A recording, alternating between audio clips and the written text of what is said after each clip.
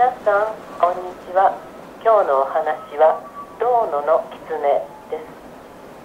道野は今も畑の多い静かなとこやけど、昔は家もほとんどのうて山の間に桃畑が広がっとる恩にええとこやった。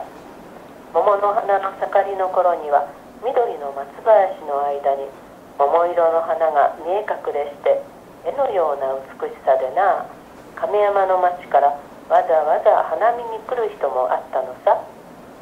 そんな道野の山や野原に住んどった狐さんのお話や。狐にはいたずら者が多いけど、道野の狐もやっぱりいたずら好きでな。ある日のこと、道野の人が川崎の親戚の婚礼に呼ばれてってな。酒は飲み放題、帰りには土産の折り詰めももらうとええとこずくめでな。上機嫌で夜道を帰ってきたのさ。今やったら車で一走りっていうとこやけど、その頃は車もないし、川崎から道野まで土産の包みをぶら下げて祝い歌なんぞ歌いながらふらふらとほろ酔い期限さ。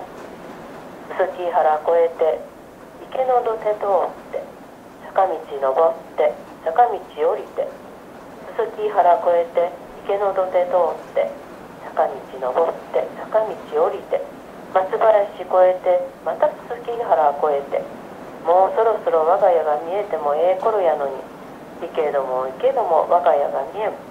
そうこうするうちに東の空が白み始めて、お天道様が顔を出した。気がつくと自分の家が目の前にある。なんや、もう家まで来とったんか。